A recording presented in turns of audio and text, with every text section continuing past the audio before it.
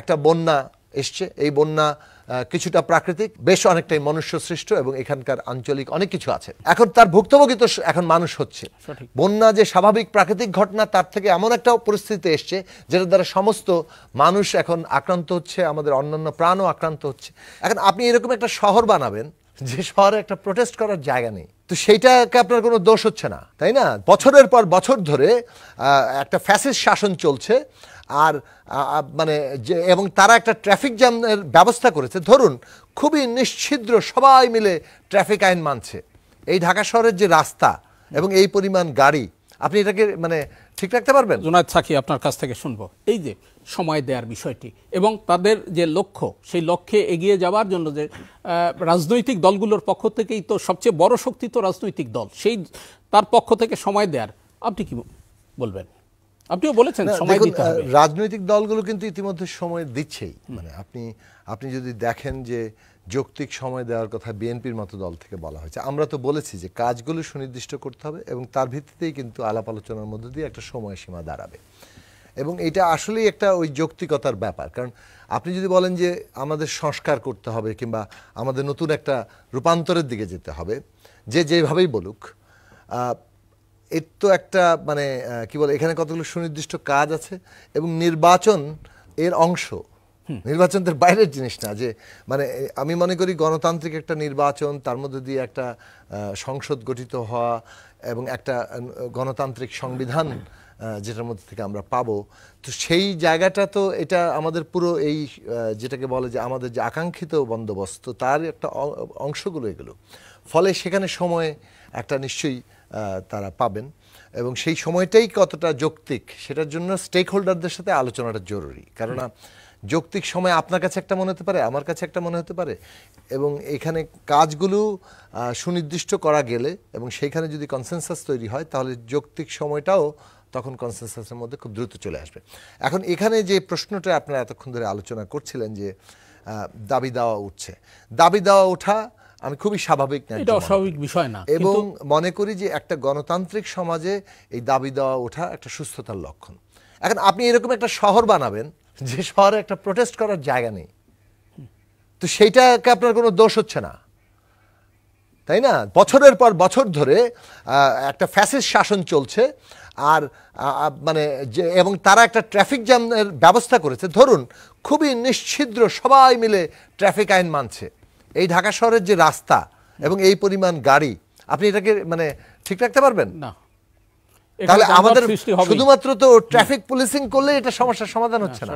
এটা সমাধান করার জন্য আমাদের পুরো ট্রাফিক ব্যবস্থাপনা, আমাদের কি পরিমাণ মানুষ, তার জন্য কি পরিমাণ গণপরিবহন থাকবে এবং মানসম্পন্ন গণপরিবহন কিভাবে তৈরি করা যাবে, ব্যক্তিগত গাড়ির ব্যবহার কিভাবে কমিয়ে নিয়ে আসা যাবে, এবং এই পুরো পরিকল্পনার একটা মাস্টার প্ল্যানের ব্যাপার। সেটা কিছু কিছু কাজ হয়েছিল আগে, কিন্তু আমাদের যেটা হয় যে সমন্বিত পরিকল্পনা নেই, এক একজন এক এক দিক থেকে পরিকল্পনা করেন, তার মধ্যে আবার নানান লবিস্ট গ্রুপ থাকে, তারা তাদের স্বার্থটা সংকীর্ণ নিজেদের কতগুলো ফায়দা সেগুলোর মধ্যে ঢুকিয়ে দেন, এবং এর মধ্য দিয়ে পুরো জিনিসটা একটা মানে হজবড়গড় হয়ে যায়।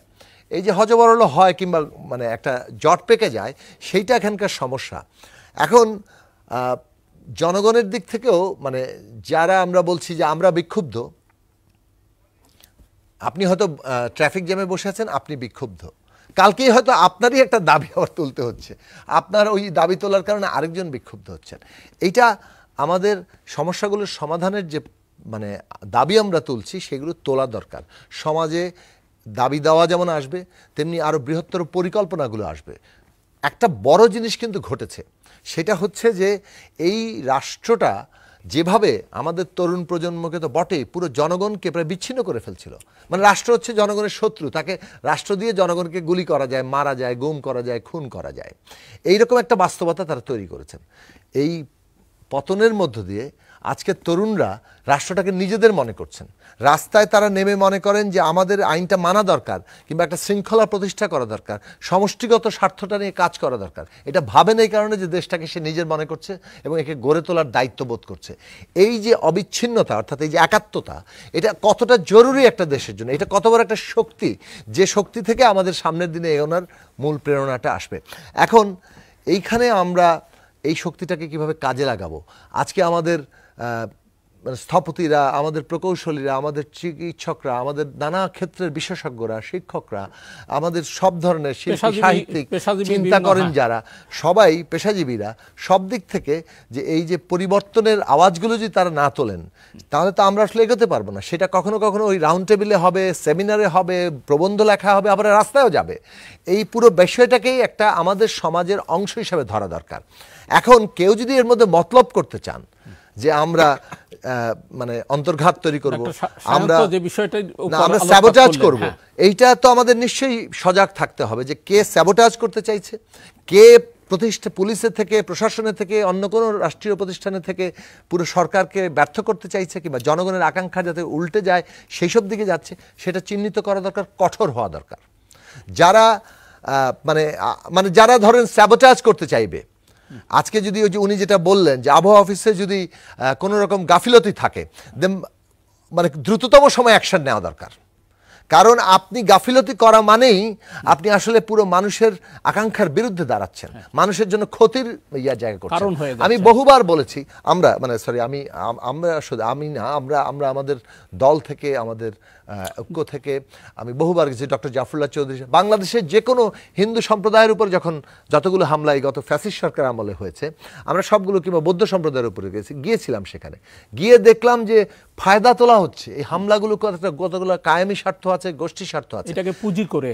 এবং তারপরে ধরুন ফেসবুকে একটা কথা লেখা হলো, তারপর উত্তেজনা তৈরি করা হলো, তারপর হামলা হলো, তারপরে পুলিশ আসলো।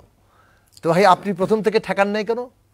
আপনি কেন এটাকে করেন নাই? কোনো ইউএনও, কোনো ওসি কিংবা কোনো ডিসি, এসপি তারা কি এর জন্য জবাবদিহিতা করেছেন? তাদেরকে কি সামন করা হয়েছে যে তোমার কারণে এটা ফেইলিয়ার হয়েছে এবং তুমি তার জন্য তোমার একটা জবাবদিহি করতে হবে, তোমার শাস্তি পেতে হবে? কোনো জায়গায় হয়নি। ফলে আপনি আসলে সবাইকে ছেড়ে রেখেছেন। আমি বসে গেছি আমলা হয়ে, আমি মনে করছি যে আমার কোনো জবাবদিহিতা নেই। এইটার কারণে আজকে এই জায়গাটা এসছে। আমরা এই যে একটা বন্যা এসছে, এই বন্যা কিছুটা প্রাকৃতিক আর কিছুটা আমি মনে করি বেশ অনেকটাই মনুষ্য সৃষ্ট, এবং এখানকার আঞ্চলিক অনেক কিছু আছে। এখন তার ভুক্তভোগী তো এখন মানুষ হচ্ছে। বন্যা যে স্বাভাবিক প্রাকৃতিক ঘটনা, তার থেকে এমন একটা পরিস্থিতি এসছে যেটার দ্বারা সমস্ত মানুষ এখন আক্রান্ত হচ্ছে, আমাদের অন্যান্য প্রাণও আক্রান্ত হচ্ছে। তাহলে এখানে মানুষকে রক্ষা করতে হবে। কোনো অবহেলা আমরা দেখতে চাই না। বাংলাদেশে সমস্ত রাষ্ট্রীয় প্রতিষ্ঠান, এমনকি আমি বলবো যে এই মুহূর্তে যেহেতু সেনাবাহিনীর একটা গুরুত্বপূর্ণ ভূমিকা তাদের রাখতে হচ্ছে, সকলের নামা উচিত, দেশের মানুষের জীবন রক্ষা করার জন্য কাজ করা উচিত। যেখানে গাফিলতি দেখা হবে সেখানে ব্যবস্থা নেওয়া দরকার, কারণ আমরা এটাকে স্যাবোটাজ হিসেবে দেখব, এবং সেই ব্যবস্থাটি দৃষ্টান্তমূলক হওয়া দরকার। জি জনাব, স্যাবোটাজ হিসেবে দেখা হবে। কাজেই ব্যবস্থাটা খুব এমনভাবে মানে যাকে বলে যে এই সরকারকে একটা হতে হবে, মানে এই ক্ষেত্রে ভিজিল্যান্ট, প্রয়োজনীয় যে কঠোরতা এবং খুবই দৃঢ় সিদ্ধান্ত নেওয়ার যে ক্ষমতা, সেটা থাকা দরকার, যাতে করে কোনো গোষ্ঠী স্বার্থ দিয়ে আমাদের পুরো জনগণের অর্জনটা এবং যে বিপ্লবী সম্ভাবনা সেটাকে নস্যাৎ কেউ করতে না পারে। আমাদের সাকি, আমরা আরেকটু অন্য বিষয় নিয়ে, শেয়ারিং এর যে বিষয়টি, পাওয়ার শেয়ারিং, আমাদের মহান মুক্তিযুদ্ধ, এই মুক্তিযুদ্ধের মানে 4 জন খলিফা ছিলেন: আব্দুল কুদ্দুস মাখন, আসম আব্দুর রব, শাহজাহান সিরাজ, নূরে আলম সিদ্দিকী। মুক্তিযুদ্ধ পরবর্তী যে বাংলাদেশ, মানে আমরা পাওয়ার শেয়ারিং সেখানে দেখি না। তাদেরকে কিন্তু তখন ক্যাবিনেটে রাখা হয়নি। কিন্তু এই ছাত্র গণ অভ্যুত্থানের পর আমরা কিন্তু পাওয়ার শেয়ারিং দেখছি। এই বিষয়টাকে আপনি কিভাবে মূল্যায়ন করবেন? অর্থাৎ তরুণদেরকে নেতৃত্বে নিয়ে আসে। আমি তো মনে করি, ধরেন এই সরকার যদি আমরা সময় দেই 2 বছর, 3 বছর, কিংবা তাদের প্রয়োজনীয়ভাবে রাজনৈতিক সমঝোতার মধ্য দিয়ে তারা 5 বছর থাকলো, 5 বছর পরেও যারা এখন উপদেষ্টা হলেন এই ছাত্র নেতৃত্ব থেকে, তাদের তো চাকরির বয়স শেষ হবে না। তো তারা কি আবার এই উপদেষ্টা থেকে নেমে সিনিয়র সহকারী সচিব হবেন বা প্রথম শ্রেণীর গেজেটেড কর্মকর্তা হবেন? এটা তাদেরকেও কি আমরা বিপদে ফেললাম না?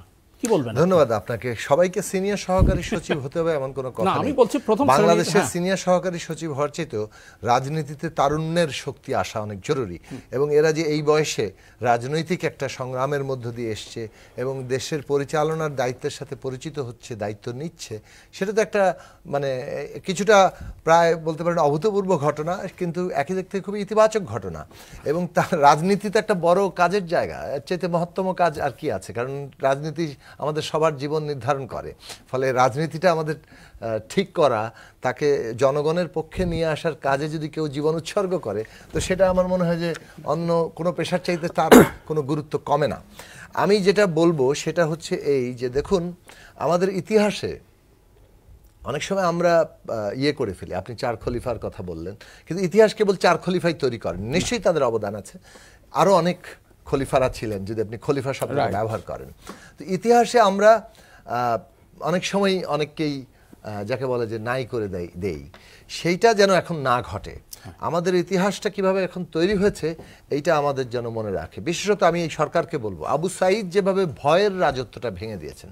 কারণ বিগত সরকার এক কথায় বললে, ওই যে শেখ হাসিনার ক্ষেত্রে বলা হতো যে সব কিছুর জন্য প্রধানমন্ত্রী, তো তিনি যদি মানে তার এই সমস্ত প্রকল্পের জন্য তিনি হন, আর যত রকম খুন গুম অন্যায় সবার জন্য তো তিনি, ফলে তার বাইরে তো এটা নেই। ও ভালো কাজ হলে শেখ হাসিনার মন্দ কাজগুলো অন্যদের ঘাড়ে চাপিয়ে দেওয়া, এই যে মোসাহেবি, এবং এই মোসাহেবিদেরও আসলে চিহ্নিত করা দরকার। বাংলাদেশ থেকে মোসাহেবি জিনিসটা যাতে উঠে, তাহলে সে সবাইকে জবাবদিহিতার আওতায় আনা দরকার। কিন্তু যে কথাটা বলছিলাম যে আমাদের এই যে এইবারের সংগ্রামে জাতীয় বীররা, সেই জাতীয় বীরদেরকে মর্যাদার আসনে বসাতে হবে। এবং এই সরকারের গুরুত্বপূর্ণ কাজ হচ্ছে প্রত্যেক শহীদের যেমন তাদেরকে সামনে আনা, আমাদের ফাউন্ডেশন করা হচ্ছে যে কারণে তাদের তালিকা নিশ্চিত করা, তাদেরকে সামনে আনা, জাতীয় বীর হিসেবে মর্যাদা, তাদের পরিবারের দায়িত্ব নেওয়া, আহতদের সত্যিকার দায়িত্বটা নেওয়া, এবং কেবল টেলিভিশন নিয়েতে না, এটা যে একটা খুব আন্তরিকভাবে এইটা খুঁজে খুঁজে বের করাটাও তাদের দায়িত্ব। সে সরকারের সে প্রয়োজনীয় লোকবল আছে, অথবা প্রয়োজনে ভলান্টারি গ্রুপকে সেই ক্ষমতা দেন এবং সে তাদেরকে সেই ব্যবস্থার জায়গা নেন। তো এইটা একটা কাজ। কিন্তু যে কথাটা আমি এখানের মধ্যে যাব যে ইতিহাসটা আমাদেরকে মানে এই যে একটা গণতান্ত্রিক প্রতিনিধিত্ব, সেইটাকে আমাদের জোরের সাথে সামনে আনা দরকার, সেইটা যেন আমাদের পরবর্তী প্রক্রিয়া থাকে। সবচেয়ে বড় ব্যাপার হচ্ছে, ওনার প্রসঙ্গ সায়ন্তর কথা ধরে আমি এই জিনিসটা আবার তুলব, যে একটা ন্যায় বিচার প্রতিষ্ঠা হওয়া দরকার। মানে বিগত সরকারের অনেক ধরনের বিশ্লেষণ হয়েছে, বহু টকশোতে আমি নিজে যে কথাটা বলেছি আজকে সেই কথাটা আবারও বলবো, যে একটা সরকার তার রাষ্ট্র প্রশাসনের বাকি সমস্ত প্রতিষ্ঠানের কর্মকর্তাদের সাথে এরকম একটা ডিল করেছেন যে আমাকে তোমরা বিনা ভোটে ক্ষমতা রাখবা, আর আমি তোমাদেরকে যা ইচ্ছা তাই করার লাইসেন্স দেব, এবং সেগুলোকে জায়েজ করা হবে, তাকে প্রোটেক্ট করা হবে। আবার ফাইলটা রেখে দেওয়া হবে, কেউ যদি একটু এদিক ওদিক করতে চায় তখন ফাইল ব্যবহার হবে। যখন বিচারপতি এস.কে. সিনহা তার মানে আস্থায় ছিলেন, তখন একরকম, সাথে সাথে তিনি যখন একটা কাজ করতে গিয়েছেন যেটা বিচার বিভাগের জন্যই, সেটা তার পছন্দ হয়নি, সাথে সাথে তাকে তার দুর্নীতির ফাইল বের করে বললেন উনি দুর্নীতিবাজ, এবং তারপরে তাকে কিভাবে প্রায় লাঞ্ছিত করে দেশ ত্যাগ করা হয়েছে। কাকে লাঞ্ছিত করা হয়েছিল? ওই প্রধান বিচারপতির চেয়ারটাকে, কিন্তু খালি ব্যক্তিকে না। তো আপনি প্রতিষ্ঠানকে যেভাবে লাথি মারা যায়, আপনি এই লাথিটা যে মারা যায়, এইটা তারা করে দেখিয়ে দিয়েছেন যে কারো কোনো মাথা তোলার সুযোগ নাই, আমি সব কিছুকে তাবে রাখতে পারি। এই জায়গাটা, এই ডিলিংয়ের এই অবস্থাটাকে, এইরকম একটা ভয়ঙ্কর মানে বন্দোবস্ত, একটা রাষ্ট্রকে এন্টায়ারলি জনগণ থেকে বিচ্ছিন্ন করে তাকে একটা দমনের যন্ত্রে পরিণত করা, এর চাইতে বড় অপরাধ আর কী হতে পারে? এবং সেই অপরাধটার বিচার, ন্যায় বিচারটা আমাদের তাদেরকে পৌঁছে দেওয়া দরকার।